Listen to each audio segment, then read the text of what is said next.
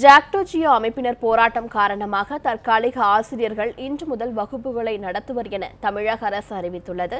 இது தொடர்பாக சென்னை நுங்கம்பாக்கத்தில் உள்ள மாநகராட்சி பள்ளியில் நேரலையில் இணைந்திருக்கும் நமது சிறப்பு செய்தியாளர் லாவண்யாவிடம் கூடுதல் தகவல்களை கேட்கலாம்.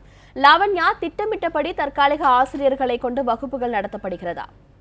அதாவது தற்காலிக ஆசிரியர்களுக்கான விண்ணப்பம் நேற்று அவர்களிடமிருந்து பெறப்பட்டிருக்கிறது. கிட்டத்தட்ட தமிழகம் முழுவதும் ஜாக்டோ ஜியோ போராட்டம் காரணமாக ஆசிரியர்கள் பணிக்கு வராத காரணத்தினால் பள்ளிகளில் மாணவர்கள் ஆசிரியர்கள் இன்றி தவிக்கக்கூடிய சூழல் ஏற்பட்டிருப்பதாக தமிழகம் முழுவதும் இந்த நிலை தொடர்கிறது. இவ்வாறு இருக்கக்கூடிய நிலையில் தற்பொழுது ஆசிரியர்கள் நியமனத்திற்காக தற்காலிக ஆசிரியர்களை கொண்டு வகுப்புகள் நடத்தப்படும் என்று தமிழக அரசு அறிவித்திருந்தது. அது மட்டும் இல்லாமல் தற்காலிக ஆசிரியர்களுக்கு மாதம் 10,000 ரூபாய் வரை ஊதியம் வழங்கப்படும் என்றும் தமிழக அரசு அறிவித்திருந்தது. இவ்வாறான சூழலில் இன்று இறுதி நாளான இன்றும் அவர்களுக்கான விண்ணப்பம் பெறப்படும் என்று குறிப்பிடப்பட்டிருக்கிறது.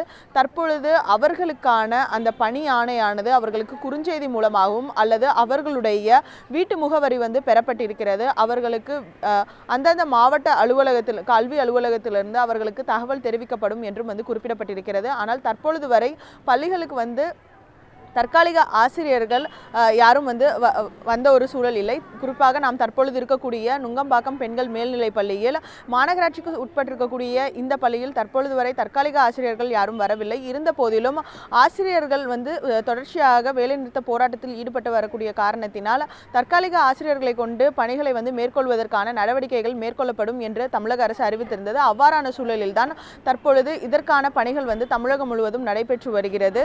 அதே போன்று இன்று முதல் தற்காலிக ஆசிரியர்கள் கொண்டு வகுப்புகள் எடுக்கப்படும் என்று குறிப்பிட்டிருக்கக்கூடிய நிலையில் அவர்களுக்கு குறுஞ்செய்தி மூலமாக தகவல்கள் அனுப்பப்பட்டு அவர்கள் எந்தெந்த பள்ளிக்கு செல்ல வேண்டும் என்பதற்கான முழுமையான விவரங்கள் வழங்கப்படும் என்று கல்வித்துறை மூலமாக நமக்கு தகவல் கிடைக்கப்பெற்றிருக்கின்றது. ஷர்மிளா.